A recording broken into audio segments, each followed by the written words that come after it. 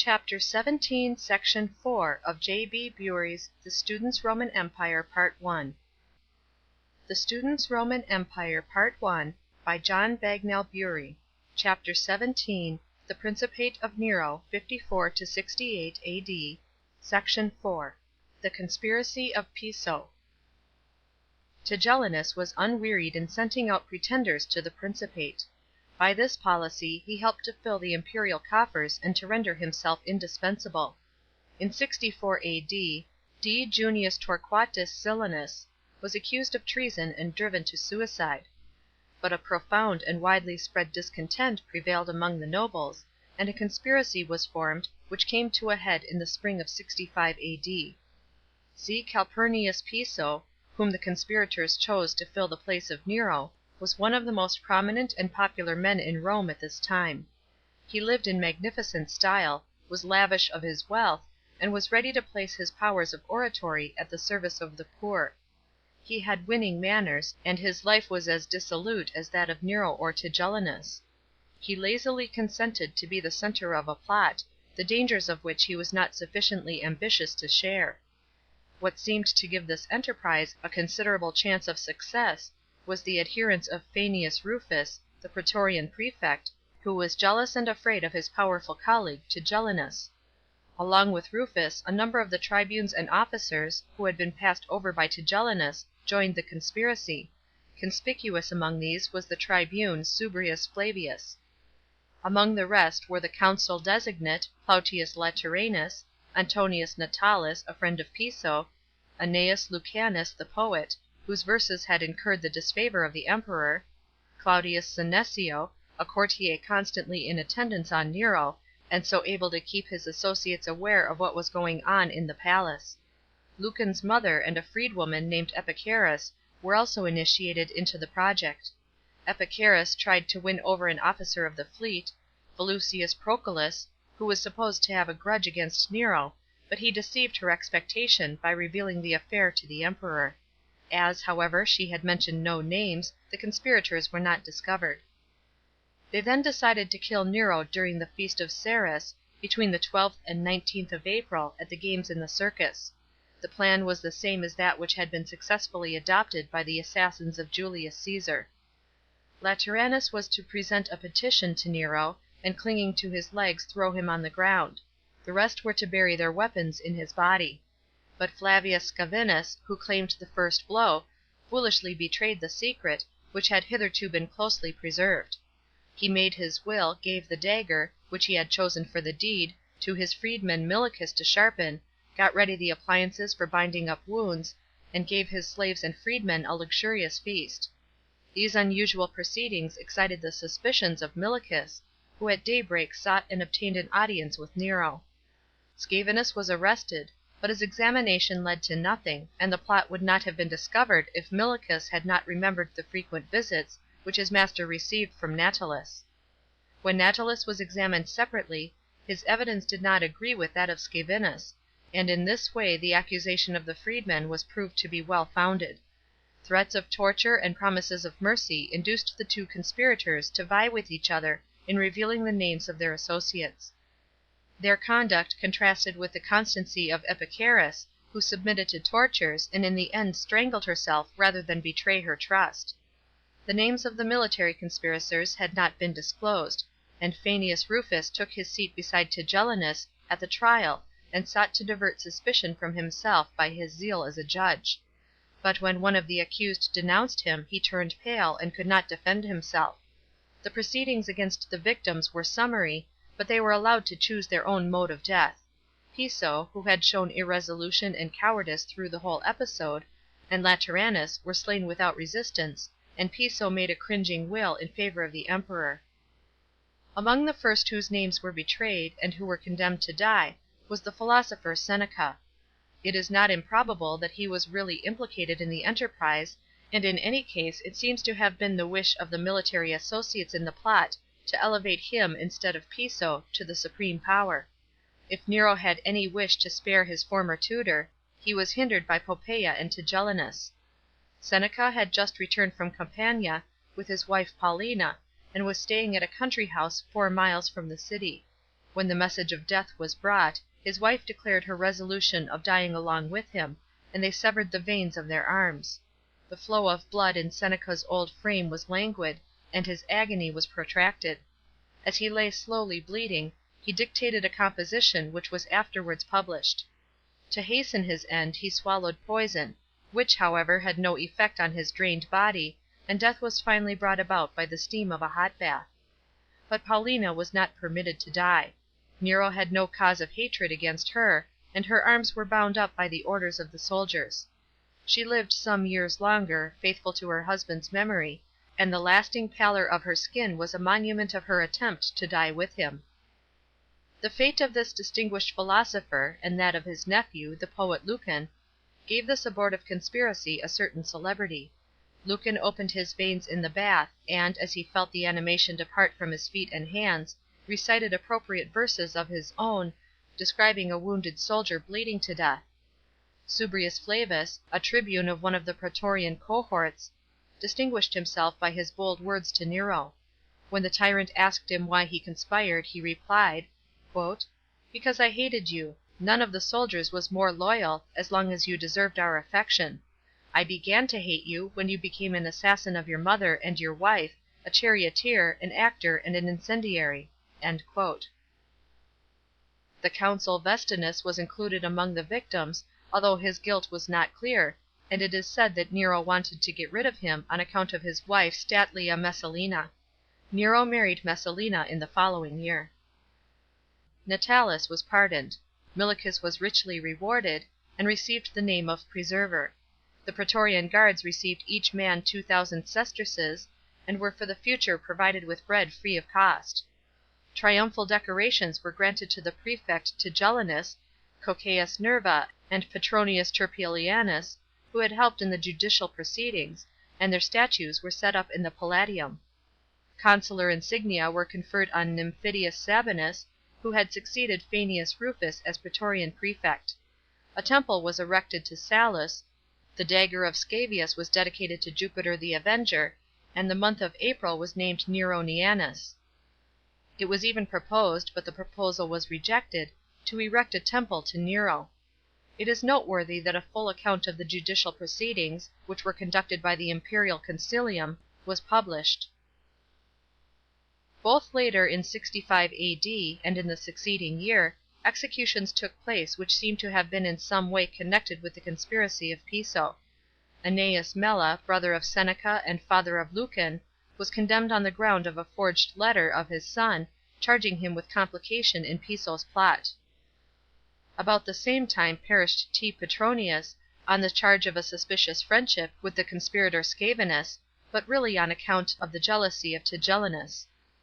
Petronius was a man who made the pleasures of vice a fine art, and his judgment was regarded as the standard of taste in all matters of luxury at Rome. He was the glass of fashion. His feasts were elegant, his debauchery refined.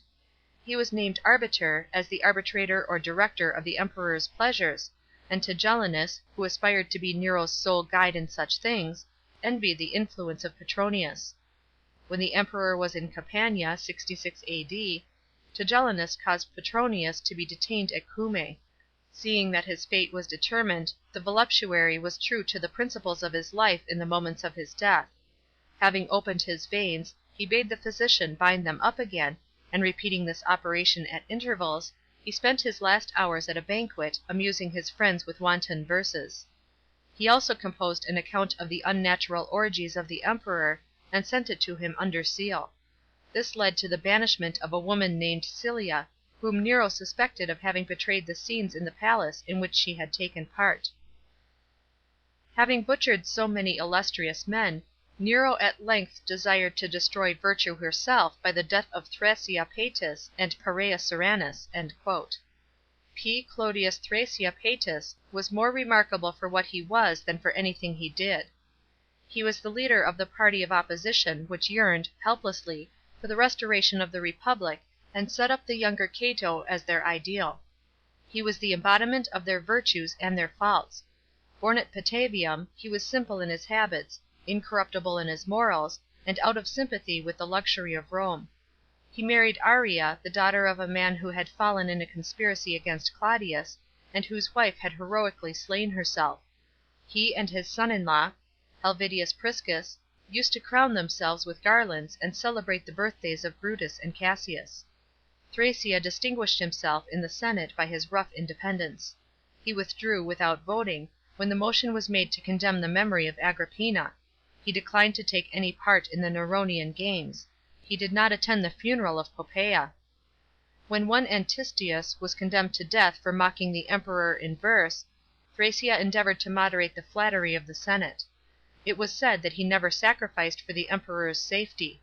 He and his party were always protesting against the government in insignificant matters, and asserting their independence in trifles. Their republican idea was an anachronism, their rhetoric was hollow. Their activity was chiefly confined to society and literature.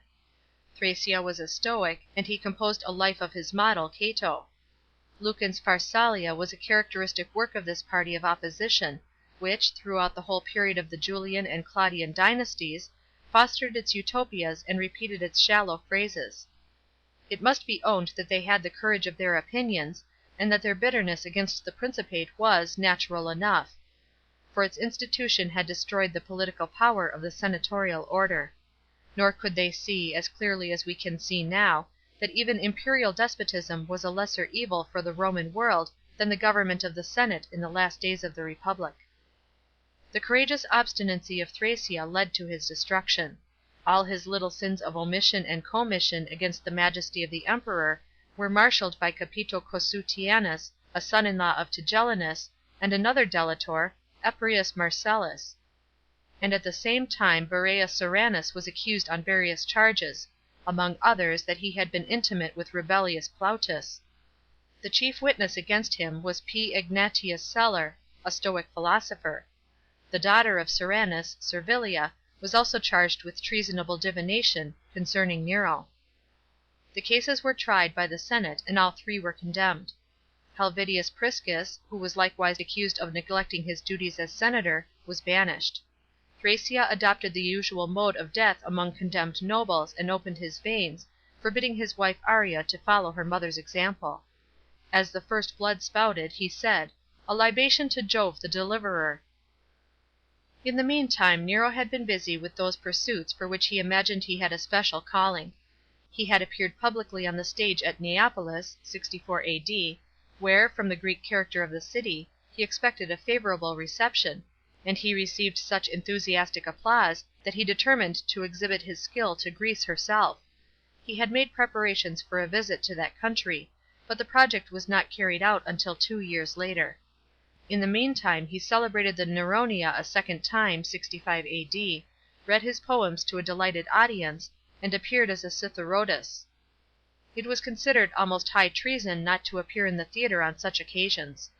Towards the close of the following year (66), Nero visited Greece, where he appeared at all the public spectacles, and danced and sang without any reserve. Those towns in which musical contests were held had sent invitations to him, offering him prizes, and the 4 great games at Olympia, Delphi, Isthmus, and Nemea, which were regularly celebrated in successive years, were crowded into the space of 1 year for his sake, so he could win the glory of being a periodonikos, or victor, at all 4. Besides this irregularity, a musical contest was held at Olympia, contrary to wont. He also competed in a chariot race, and is said to have received the prize, though his horses and chariot fell. The proclamation was made in this form: "Nero the Emperor is victorious, and crowns the people of the Romans and the world which is his." Nero was attended on his Greek tour by a large train of courtiers and praetorian guards, and he seems to have indulged in debauchery with less reserve than ever. He had a profound admiration for Greece and the Greek people, and he could not brook that they should hold the position of mere provincials.